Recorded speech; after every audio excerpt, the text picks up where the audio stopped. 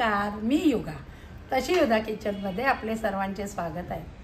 आज मी तुम्हाला एक पोह्याची डिश, पोह्यांमध्ये इतके प्रकार आहेत ना, प्रत्येक आपण शहरात गेलं तर वेगवेगळ्या टाईपचे आपल्याला पोहे खायला मिळतात. जसं आपण इंदोरला गेलो तर इंदोरी पोहे प्रसिद्ध आहे, महाराष्ट्रीयन पोहे वेगळे, दडपे पोहे करतात ते वेगळे. तसेच आज तुम्हाला मी आलेपाक पोहे दाखवणार आहे. हे कर्नाटकातील बेळगावचे स्पेशल.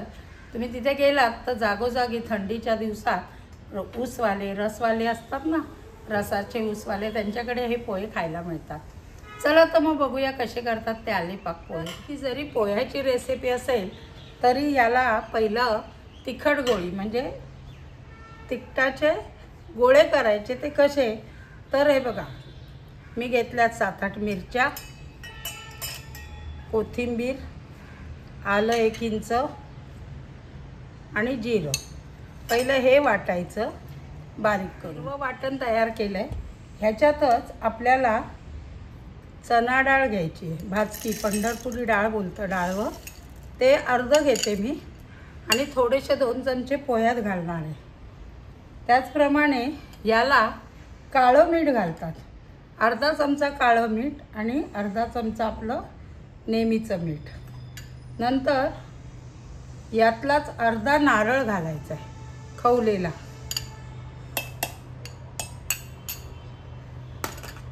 आणि यात 1 लिंबू पिळायचं किंवा 2 चमचे लिंबाचा रस.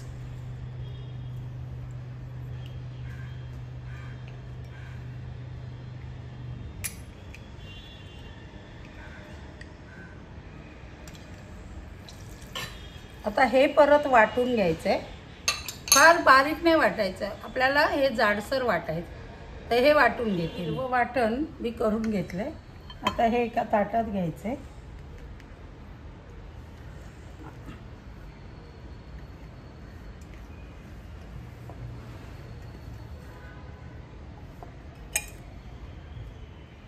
आणि आता या वाटणातलं आपल्याला थोडंसं बाजूला काढून घ्यायचं आहे.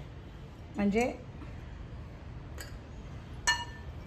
एवढं मी वाटण हे काढून घेतले बा. आणि याचे आता एकदम छोटे छोटे असे गोळे करायचे, लाडवासारखे तिखट गोळे. हे छोटे छोटे गोळे केले. आता हे आहे ना, तुम्ही करून ठेवलेत तर हे फ्रीजमध्ये तुमच्या आठवडाभर पण राहतात आणि बाहेर 4 दिवसही राहतात. तर असे तुम्ही करूनही ठेवू शकता. आता आपण, आणि हे मी अर्धे आता घालायला ठेवलेत थोडे. तर कसं करायचं ते पाहू.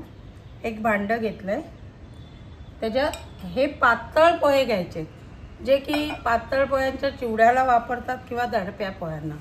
तर साधारण मी 1 कपाचे हे पोहे घेतले. त्याच्यात हे ओलं खोबरं घालणार आहे. नंतर कोथिंबीर घालायची आपल्याला चवीनुसार. नंतर हे थोडी डाळ ठेवली आहे ती घालायची. आणि हा जो मसाला केला आहे ना, त्यातला थोडा घालायचा, आपले जसे पोहे आहे जेवढे तिखट हवे त्याप्रमाणे. नंतर ऑलरेडी ह्याच्यातच मसाला पण आहे, हे सगळं आहे. आणि ह्याच्यात लिंबू पिळायचे.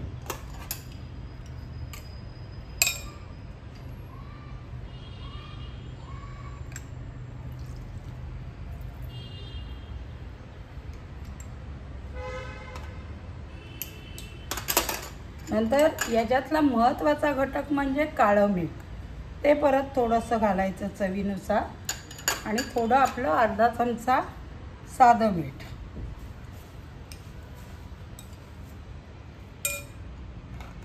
तुम्हाला लिंबू जास्त आवडत असेल तर 2 चमचे घालू शकता.